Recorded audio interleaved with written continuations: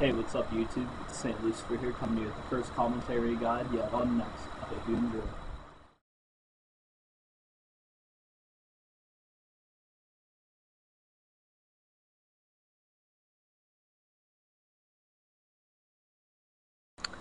There are 5 phases to when you're fighting Nex, and I guess I'll just explain them as they happen. Originally, when you go down, Nex will spawn into the middle, and she'll summon her 4 mages that appear in the 4 corners on the map.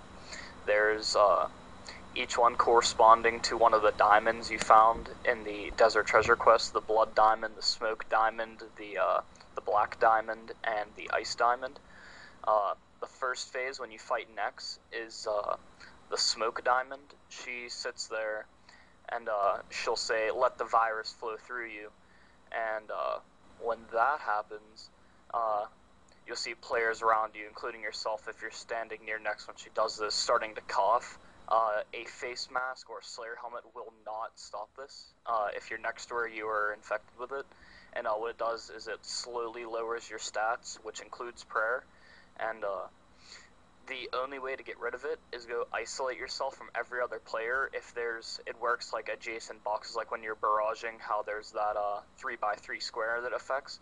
Well, same rules apply for this. So if you go stand in a 3x3 by yourself, the cough will go away within 2 seconds, and then you'll be fine.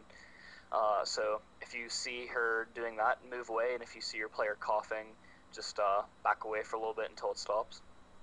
Once you get her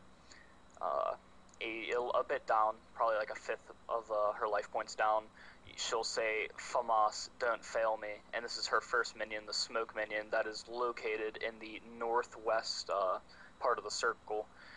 Once that is dead, she'll move on to her Darkness phase, where you'll see, the closer you get to Nex herself, your screen will get darker and darker.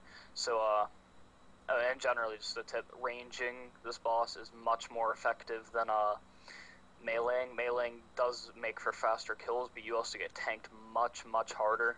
And I was doing 6-mans last night, and we tried multiple different styles, and the only one that was really successful is when we just straight up ranged the entire time. So I highly suggest bringing a nice bit of diamond and ruby bolts. So back to the Darkness phase. The closer you get to her, the darker your screen gets, so just keep your distance a little bit.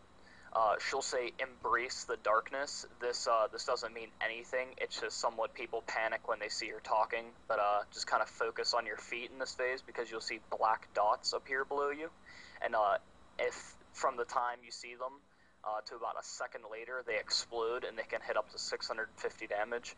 That's the highest I've seen. I wouldn't doubt that it could probably crank a 750, but the point is to have your clicker maybe a space or 2 spaces away from you, and the second you see that black dot appear, click away. Pretty much you just tank those, step away from them, and after a while, she'll say, "Umbra, don't fail me." And this minion is the northeast minion, and it is the Darkness one.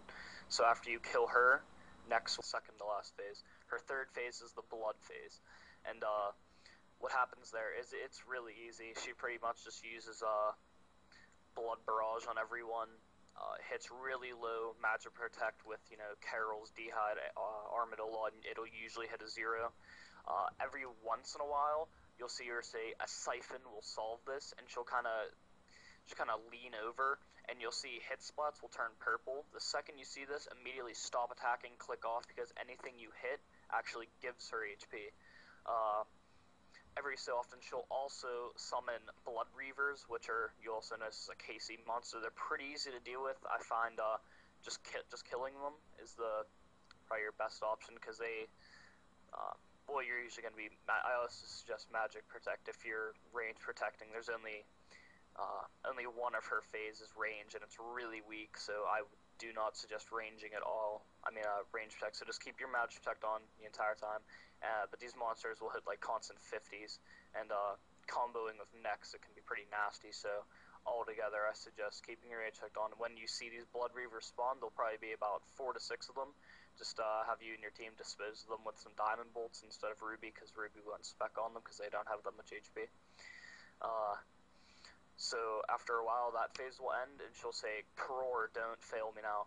And that is the southeastern minion. It's the blood minion. So you go down there with your team, you kill it, and that'll move on to the ice.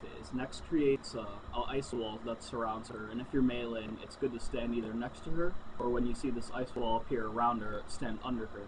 If you're caught in this wall, make sure you eat up to max. When the ice explodes, you're either going to be hit for max, which is a large amount of damage, or it simply does not cause damage. This with a combo can hit you for well over 1k HP. I've been hit with a 970 and seen someone brewed up to max get dropped.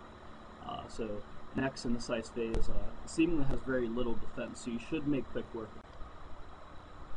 After a bit, she will say, "Glacius, don't fail me now." Have your team move out to the ice minion Glacius and kill it. Now begins the curse phase, starting with Nex activating the Soul Split curse, along with the terminal animation. While Nex has Soul Split activated and is meleeing one person, try to tank it out as much as possible so that Nex doesn't use her AoE, which stands for Area of Effect. This way she won't heal off hitting everyone in the room. Nex has a cycle in this phase where she uses Soul Split and switches to Melee Deflect and then has no prayer after. Nex seems to have little to no defense in this stage also. When Nex is finally defeated, she'll activate the Wraith Curse. Simply click away a few spaces and avoid the unnecessary hit. Well, I hope you all enjoyed this guide. Good luck on getting your very own Torvus.